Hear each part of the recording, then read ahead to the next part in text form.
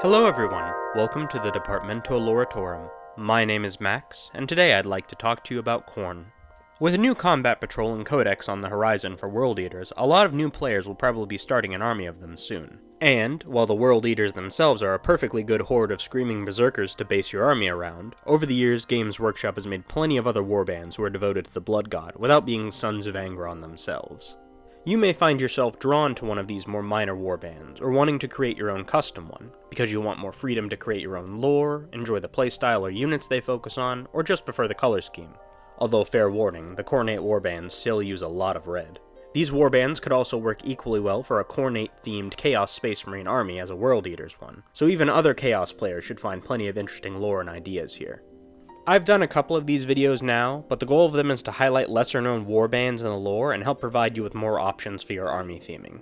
Games Workshop used to like creating these little minor warbands and adding them into codices to show off alternate paint schemes and flesh out the world. Recently, they seem to be focusing more on warbands from the 9 original Traitor Legions, which is fine, but does kind of make the universe feel smaller. There is, of course, nothing wrong with choosing to base your army on the World Eaters or one of their subgroups. They are still cool. There's a reason they're one of the most iconic parts of the setting, after all.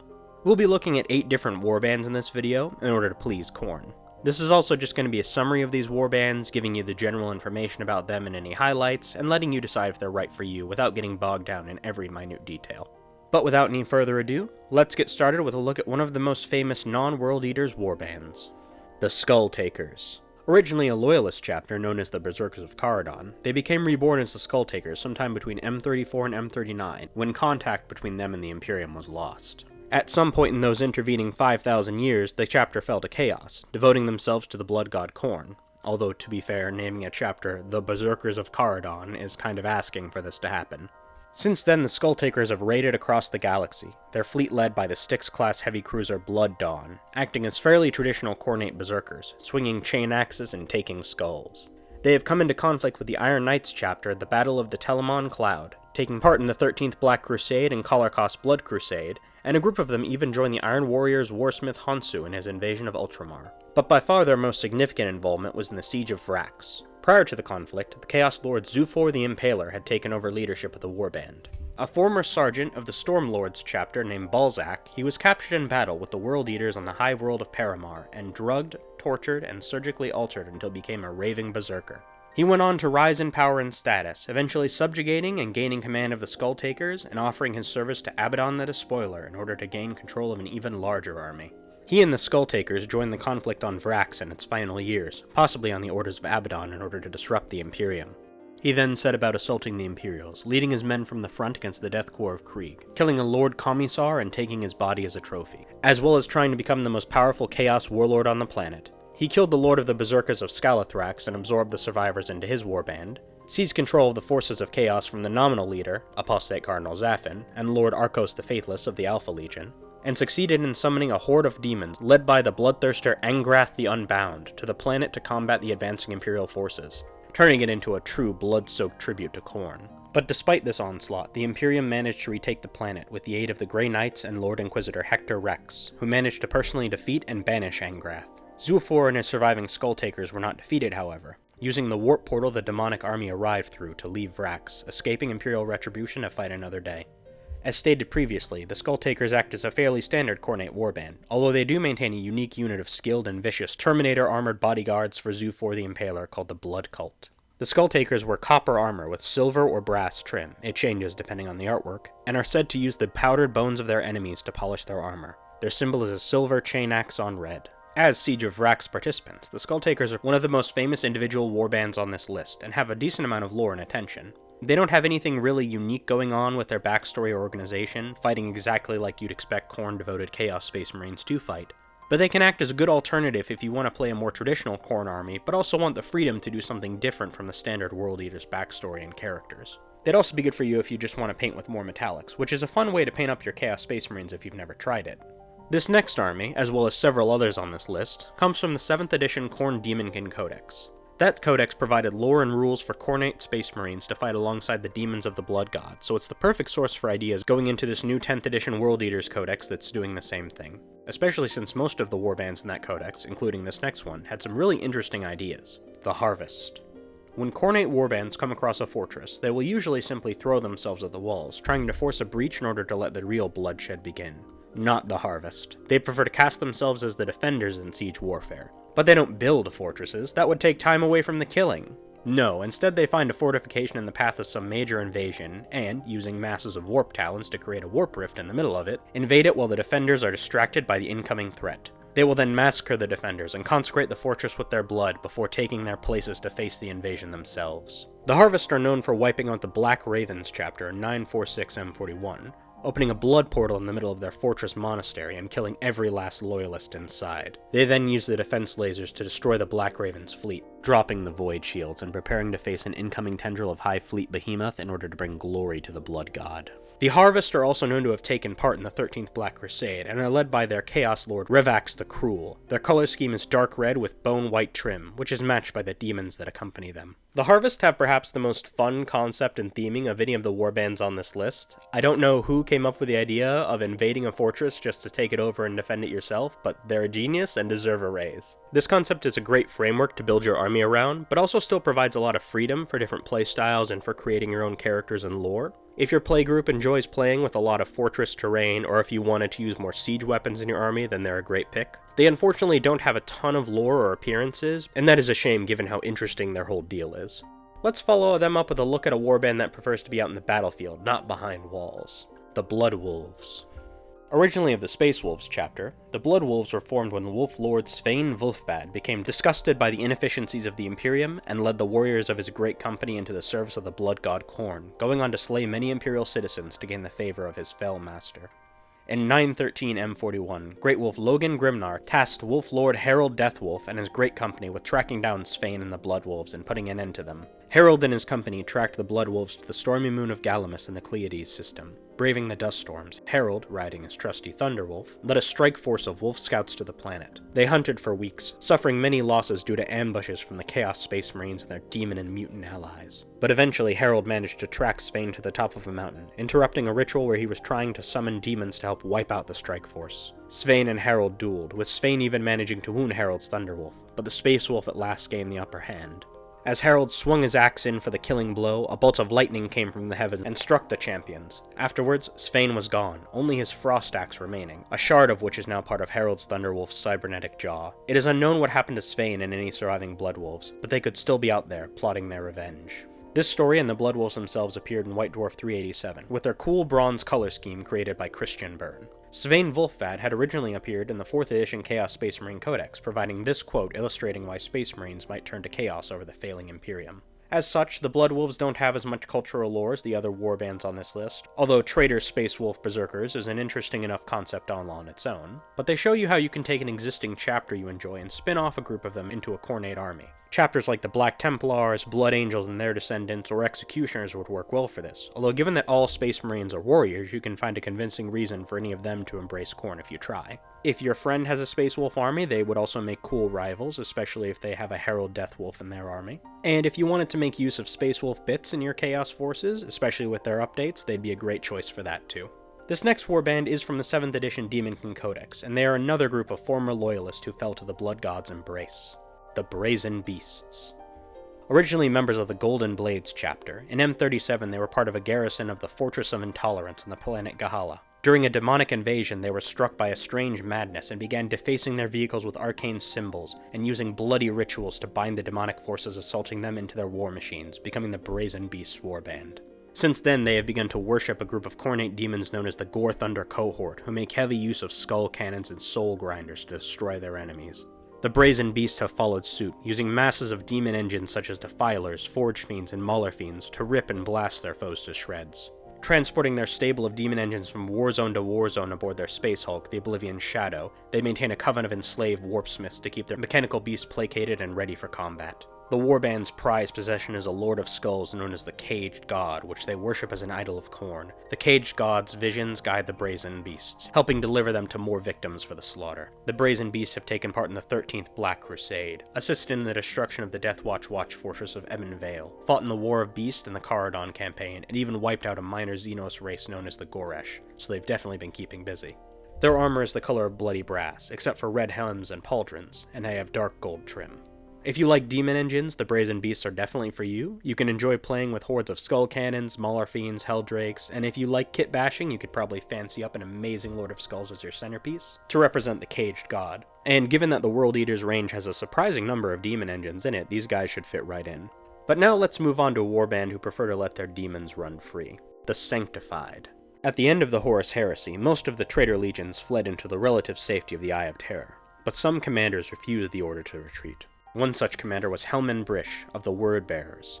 He and his men remained in real space, continuing their crusade against the Imperium. Brish was killed sometime in M32, but his followers remained loyal to his cause and recruited other zealous marines from warbands they came across. At some point they devoted themselves to Khorne, using their heretical knowledge to summon his demons into the materium to spill blood and claim skulls. The Sanctified have an uncanny ability to locate isolated new colonies and explorator fleets on the fringes of the galaxy and primarily prey on them. The Sanctified have come into conflict with the Fire Angels chapter, fighting against them on the Cemetery Worlds and the Grand Al Ghul system. Sorcerer Lord Ezrath Kull was attempting to use the remains of deceased Imperial heroes in a ritual to ascend to demonhood. However, through the actions and sacrifices of the Fire Angels, including the deaths of their chapter master and chief librarian, the Sanctified were defeated and forced to retreat, with Kull later being killed by an ambitious lieutenant for his failure. They also famously took part in the Siege of Vrax, battling against the Death Corps and joining forces with the Skulltakers. They were the ones who opened the warp portal that allowed Angrath the Unbound to be summoned.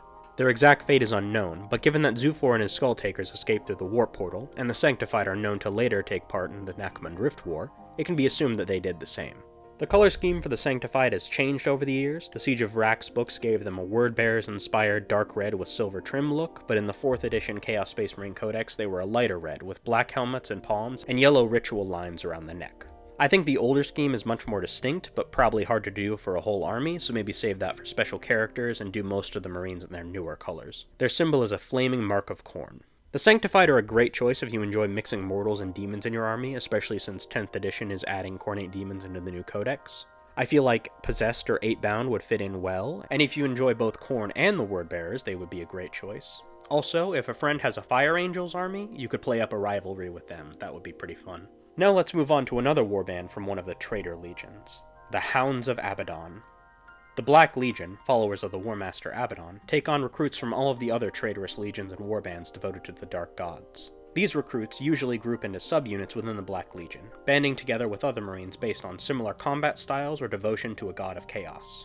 The Hounds of Abaddon are one such warband, formed from some of the most brutal, blood-hungry devotees to Khorne within the Legion. They naturally revel in close combat, charging right into their foes with chain axes and lightning claws. Led by a Chaos Lord with the title of Lord Ravager, commander of the Black Fleet, the Hounds of Abaddon will naturally often partake in boarding actions on enemy vessels. The Lord Ravager of the Black Legion was Urkrathos before he ascended to demonhood and then was banished by Saint Celestine during the destruction of Cadia. Since then, Threxos Hellbreed, a warrior noted for his skill in boarding operations, has taken the title.